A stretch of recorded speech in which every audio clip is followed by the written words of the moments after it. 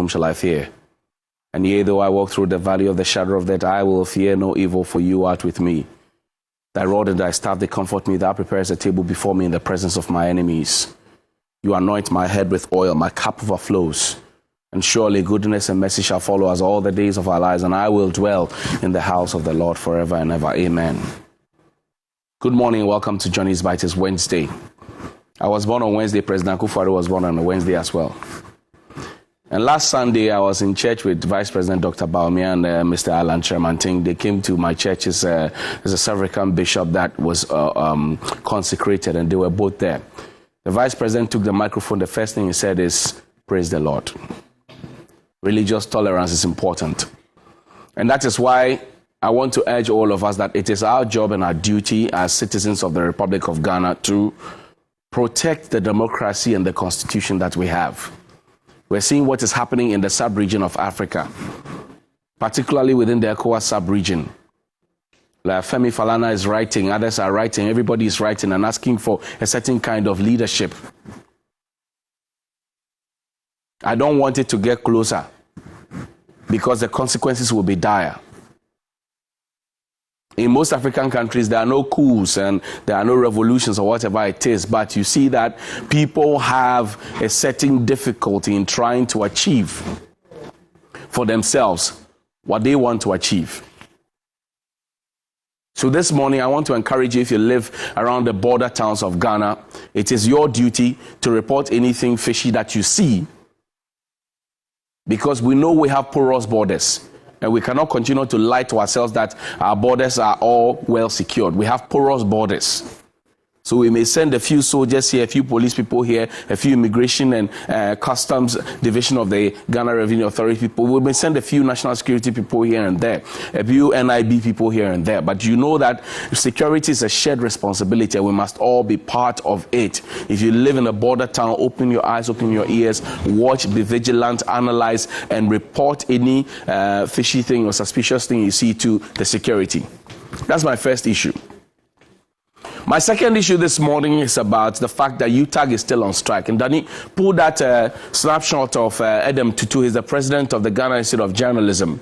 He is not the only president who has spoken, but this morning I want to focus on his because having spoken to some students of universities, it tells you the kind of frustration they have because of the UTAG strike. This is what Adam Tutu wrote. He says, with each passing hour, each passing day, the hopes of university students across Ghana dwindles. Life is becoming increasingly difficult and time is passing us by. We need to get back to school now. He tags the president, tags GIJ, SRC, tags Etanam Malik, Mr. Sessa, and he tags me as well. I feel obliged to share this because I've been asking a simple question. UTAG is on strike. Yes, they declared the strike on the 10th of January. And we know that by convention, there's some 21-day rule. Are we waiting for the schools to shut down? You need to speak to the students. And this is where I want the authorities to pay attention. Speak to the students. They have already depleted all the funds or almost all that was given to them. The hostel fees, yes, they paid the hostel fees, all right. But what if the schools shut down? What happens to the hostel fees? They are eating. And there's actually nothing to learn. So I asked Adam yesterday when I saw this, I asked him, I said, how are you managing? He said, at GIJ, we are deciding that we'll do some peer learning. So we are putting together, say, level 200 to teach level 100, level 300 to teach level 200, level 400 to teach level 300, and that sort of thing. We are doing group studies. And I said, that's innovative. But can every university, for example, do that? And I know that UTAG has made their demands clear. They have asked for what they want. What is government's response? Or is government in support of the NLCs, for example, saying, we'll go to court. And you know, the whole fiasco of trying to go to court ex parte on your own, even when the NLC of all people should have known that there's actually a court ruling that says that you cannot go and seek an injunction ex parte. So what was the motive? An independent arbiter. When the lecturers are saying they feel oppressed and they feel discriminated against, rather, we were not asking the employer why you are not treating the employee according to the details and the agreements that you had. But it's like that. Yesterday I saw Nooks also in a press conference says, oh, both of them has taken a hard stance. Well, some UTAG members that I have engaged also tell me that, look, if we leave this thing and we get back to the classroom, we may never get it because we've been trying to chase it before 2015. We've been trying to chase it, so we will not. And so it is a pull and push upon Chintokwa. And Mr. President, I've not heard it because the last time you sent your vice president to go and talk to the lecturers, sometime in July and August, to go back to the classroom and come back to the negotiation table so that you can sort them out. That has not happened. Nobody is talking about it.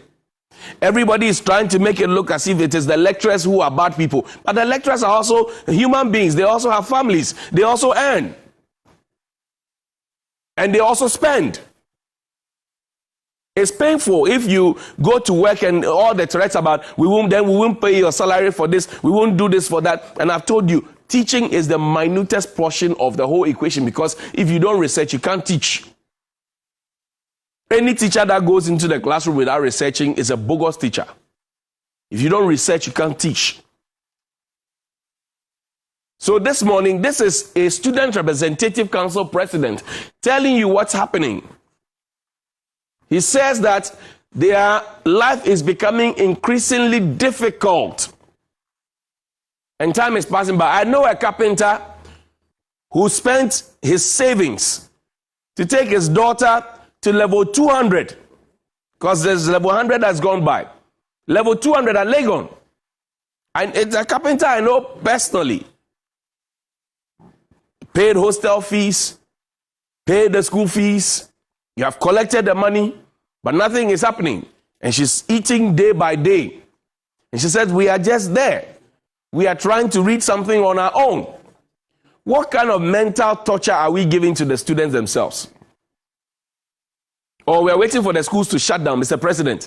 Good morning to you. And you have taught before. Forget about the fact that you say the teaching profession, for example, is not an avenue for people to make money. You said that before. I disagree with you, sir. Because I believe that any other profession, if we do it well and do it right and you are diligent and honest enough, you will make something out of it. So, Mr. President, UTAG is calling. Mr. President, UTAG is calling. Mr. President, the students who queued to vote for you, they are calling. Mr. President, hear their call. And at the beginning of the year, I said to you that I cannot dictate to you how to govern, because I'm not qualified. I've not stood for a national election before. My name has not been on the ballot sheet nationally before. But I'm just saying that while I cannot tell you how to govern, I can tell you how your governance is impacting me. So good morning to you, Mr. President. Now, I've seen a series of town hall meetings that are being held, and it says town hall meeting on e-levy. You have to pull the artworks for me. The first one was in Eastern region. Today, another one will be happening in the Western region. Town hall meetings on e-levy. So this happened in the Eastern region, Eastern Premier Hotel, Kufridia. Finance Minister was there, Eslog Usukufu was there, Kojo Ponkruma was there, Afenyo Makin was there, and it's heavily covered by the media. Of course, I know that the media will not do it free, so it comes at a certain cost. Now, on that occasion, for example, after we finished this one, you know that some fact-checking was done about what pertains in other places regarding the e-levy and how much we spent and all of that. Now, he showed me the new one. There's a new one. Now, this is a new town hall meeting, 2nd February. That's today. 2nd D Youth Center, 2 p.m. is going to happen. It has the regional minister, Kojopon Kruma. It has Honorable Justina Marigold Asan. It has Honorable Ejapa Mesa, Bobo, my friend, MP for 2nd D. And it has Ken Oforiata as well. And it's a government town hall meeting on e-levy alone. Now, you see that the number of media stations have increased compared to the previous one. You see, compared to the previous one. I hope that the media are doing this for free. Now, the question on my mind is that could we have, for example, held these town hall meetings earlier? Because you know these town hall meetings are as a consequence of the rejection of the minority in parliament of the passage of the legislation that will back the e-levy. So if, regrettable as it is, the minority had not fought in parliament and that vote had not been postponed, would we have had the town hall meetings? And this is where the question comes. Your MP, does he engage you or does she engage you? We had the Christmas holidays. We had the New Year. It came to light that the finance minister failed to consult. I'm going to eat with you. I don't consult you, but I consult everybody else who is around the food. Now we are going around trying to explain to the people what e-levy means. Let me shock you this morning. The people of Ghana understand what the e-levy means. Don't get it wrong. Don't get it twisted. The people of Ghana understand what the e-levy means, but the people of Ghana are telling you that they don't want the e-levy at this time. So yes, you can go around and do the e-levy town hall meetings, do all the 16 regions, which I'm sure by the time you finish, you'd have actually spent maybe about half of how much the e-levy will be able to get for you. Because when you organize this, you drink water, you bring stage, you bring light, you get a venue, you get speakers. People drive their V8s there, people fly there. Cleaners will be engaged, janitors will be engaged, ushers, PA system, all of it is money. Could we, for example, use these monies for these town hall meetings to try and pay our NAPCO people? Could we, for example, use these kind of monies to pay our national service people? Could we, for example, use these monies to pay those nurses who have not been paid? Could we, for example, use these monies to pay the teachers who went for the training and had to be paid 30 Ghana cedis and they were asked to go, and up to now, their 30 Ghana cedis each have not been given to them? The people understand e-levy, but the people are telling you they don't want the e-levy. And this is one of your own, the former committee chair in Parliament for Finance. And thanks to CTTV for this one. This is Dr. Esibe Yeboah. Now, Esibe Yeboah, for those of you who know, in the 7th Parliament, was very vocal anything on government. I mean, he used to defend it, and he used to convince us why it was necessary. He says, e-levy, not the solution to revenue shortfall. Go to IMF. The former Finance Committee chair. Have you seen that Mr. Kweku Kwati has been silent on all of this? Shouldn't he have been part of the lectures that are being held? The people can see through. Mark Esibe Yeboah is telling you, he says, there is nothing wrong with going to the IMF. If I was the finance minister, I would be convincing the president that it is about time we went back. The 6.9 billion e-levy target cannot be realized. There are a lot of exemptions. In my estimation, the maximum amount we can get from the e-levy is 5 billion, and that is less than $1 billion. So I do not think that the e-levy is going to be a panacea to our revenue. Going to the IMF will ensure some stability, and above all, we are going to get some $3 billion. Former MP for New Jabin South, that's him, is a former chair of the Finance Committee of Parliament. You can look for him on the internet, read about him. He is telling you to go to the IMF, but you know why? The government cannot go to the IMF because they used that to play politics in the past administration. This whole argument of there was a freeze on jobs, and which is the reason it gave an impetus for NAPCO and blah, blah, blah, and all of that, and that we have employed more people, there's a freeze on job, all of that, is because IMF will tell you to be disciplined. And that's why we have proven not to be disciplined, because state-owned enterprises have declared 5.3 billion losses in 2020 alone. Some think that the money is not lost, but people chop the money.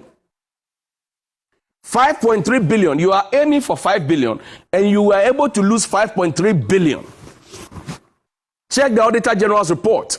How much did you lose there? So these are key questions that the people continue to ask. And I am reminded of this day, wondering what Dr. Baumia would have said if you were in opposition. Oh, I know that Dr. Baumia would have held a conference or two or a lecture or two and spoken about why the e-levy is a bad thing and why there's a certain incompetent Mahama in power and why a certain incorruptible Nana Akufo-Addo should be elected as president. I know he will be laughing sometimes at his own jokes. I remember very well. I just joined Media General at the time in 2016, sometime in October. I was just lacing my boots to take over and be part of the New Day team in January 2017. On that occasion, Mr. Cyril Dogbe had been the producer, who was the producer of the New Day show. And we're not hosting it, we're hosting it in another small studio around the Studio B area. Mr. Ken Ofori-Atta was sent to come and tell us. And when I say we're sent, people don't like it, but of course we don't drag people here. Mr. Ken Ofori-Atta, I remember, it was just around the time when he and others were sharing flyers at the ATTC area. Now, Mr. Ken Ofori-Atta came, and tell you what, that day he wore white again, and when he came, there was traffic in town. So Mr. Ken Ofori-Atta, of all people, who was then the boss at Data Bank, rode on a motorbike, Okada. We were here, we saw him. He was late. He came. He had a very interesting conversation with Mr. Bright Nanafo, who was the host at the time, on TV3 New Day. I'll play that for you. You see, yesterday, there was an Atta Mills Memorial Heritage that was held. The late Atta Mills said something. He said, the fact that times have changed doesn't make wrong right and right wrong. Whatever it was that Mr. Ofori-Atta said then in 2016, I'll play the full 4-minute tape for you. Whatever he said then was true. Whatever he said then now is true. The problem is the admission that we have hit a certain snag and we must be humble and honest and have a candor enough to say where we are in a difficult place. That's the problem. But we are not able to admit that we are in a difficult place. We are trying to explain away the problems. So we are doing town hall meetings. I'm saying to you that by the time we finish all the 16 regions with the town hall meetings, we would have spent half the money we are expecting from e-levy. Mark it. Because nobody is accounting to you how much we spend on those town hall meetings. Nobody is accounting to you. Is anybody accounting to you? Baumia speaks.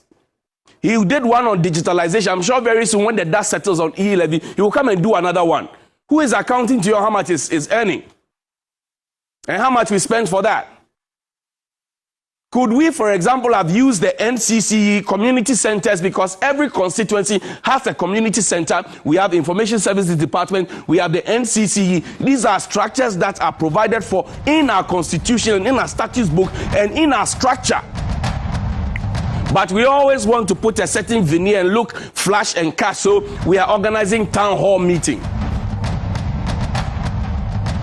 That is what we do to ourselves. I'm saying to you that the people understand the e-levy. They say they don't want it. It's not the town hall meeting that will change their minds. And you see, when you say you have done something for people and you keep explaining to them what you have done for them, it means you have done nothing for them, because the people are asking, but whatever you said you have done for me, where is it? They are looking around and checking and asking. And if it takes you too many minutes to explain the issues, it means that then you are hiding something. Danny, let's wrap up. Let's go to 2016. And I'd like us to play the full length of that tape. Mr. Ken Ofori-Atta talking about exchange rate, talking about fuel, talking about taxes. Same issues we are talking about today. He seemed to have had the magic wand. We gave him the authority and we have given him the job. What is the result? We'll see you tomorrow. How do you respond to your critics who say that you don't have a message? You know, when a government moves from 9 billion cedis worth of debt that we leave them in 2008, and by 2012 they are at 36 billion, and then by this year they are at 105 billion. How could there not be a message? You talk about different economies. You create the economy of 9 billion, the economy of no, I'm talking about billion. The debt that they incurred. Yes. Yeah. And so they mentioned the economy of the 9 billion. Said that was a small economy. Now it's a huge one, and so they're taking more loans. 25% of debt to GDP, and now we are talking about 72% of debt to GDP. I see. So you have basically no fiscal space to do anything, and that's because you think you can borrow your way out of debt, which is not possible. And therefore, the ideas of entrepreneurial creativity and really supporting businesses, not killing them with energy prices, inflation, devaluing currency. Those are the things that go to give economic freedom for people to operate. And I believe it is that we can bring back. The currency's stability for these years, notwithstanding, you think it's a currency that's not doing well? Well, the currency has not done well. You have quite stable some few It's been, months. I mean, these few months it has been quite stable, but you have moved from 1.2 to 4, unless you want to forget it, but that's real. You can't brush it under the carpet. You have to accept that you came and met something and this is what you have done to it. Clearly, you don't have the competence to keep an economy that stays within a certain debt to GDP model, that maintains a currency at a point in which businesses can work, that provides energy to make sure that there's productivity. I mean, the gross savings of the country have been depleted. When you run deficits of double-digit figures for about 3 years, there's no savings left. And then corporates are therefore not producing as much as they do, so they don't have savings. And individuals like you and I, you get your paycheck and it's over before you can say jack. So then there's no give, and you think that you can borrow to continue. So now interest payment now constitute the second largest government expenditure. From 680 billion or so that you used to pay in 2008, you are now paying 10 billion. Okay, so you have created a situation in which things are difficult, where private sector is just aghast at what it should do, where productivity has shrunk, and therefore you are compelled to increase taxes. So it's just a very vicious cycle that you are in, and until you get a fresh look at it, you are stuck and derailed. Talking about the interest payment that you mentioned, your opponents are saying that what you're paying isn't all the loans that they took, and that the interest are some of the loans that your party took when you were in power some time ago. Well, the issue for me, Bright, is if somebody says that, say...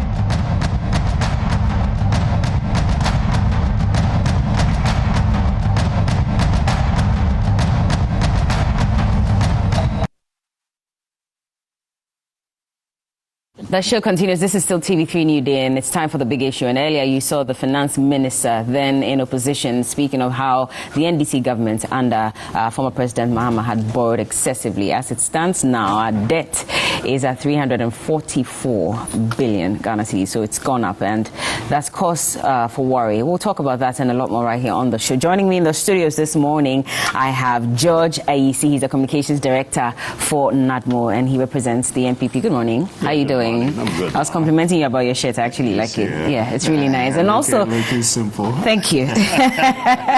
And also, we have Kojo Poku. He's an energy expert. Good morning, Kojo. Hi, How are you doing? I'm very well. How are you? I'm good, thank you very much. I've seen that some youth in the Ashanti region have endorsed you for, presidency. Yes, to run on the MPP, the flag bearership of MPP. I see. Is that not a tough one for you? Very, very tall order, very tough one. But when you've been a student like me, studying, taking notes quietly on the sidelines, and something like this come along, you feel that maybe it's time to do something. So we will roll our sleeves and see what we can do. Does it mean that you're not exactly impressed with how the economy has been run by the same party? Well, look, for me, as a member of the ruling party and the government, I'm not a member of government, but it is the party that gives birth to the government.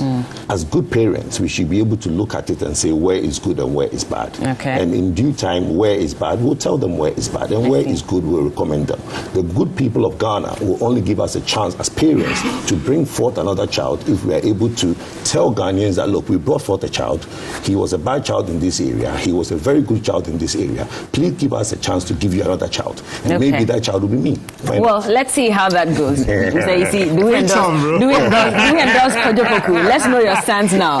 Are we going for Vice President Bami? Are we going for Trade Minister? I speak for government and party. Anyway, and I'm not to take sides. We hear you. We hear you, George. We hear you. But also joining us, and I haven't seen him in a while, lawyer George Opariado. He is the National Youth Organizer for the NDC. Good morning. Good morning. How are you doing as well? God has been merciful. If not for this bad economy, everything would have been fine. I mean, you keep saying that every time I ask you how you doing. Of course, the economy is in You're globetrotting. Who is globetrotting? Has the economy got anything to do with me globetrotting? Oh, but if you say the economy is bad, I mean, it should reflect in your pocket as well. It is reflecting. It is reflecting. No, but he says you've been globetrotting, so that means everything is fine. No, it cannot be fine. But is everything fine with you? Is everything fine with you? You have personal business that's doing well. Certainly. I mean, maybe. Oh, within the economy. No, within the economy. Are you paying your taxes, by the way? Or you have some businesses where, the taxes are not... You're unemployed? Yeah. Oh, is that so? So how are you able to raise money to try? You're a lawyer, so if you say you're unemployed, I'm lawyers can never confused. be unemployed, please. Because lawyers, people don't pay taxes. Who said?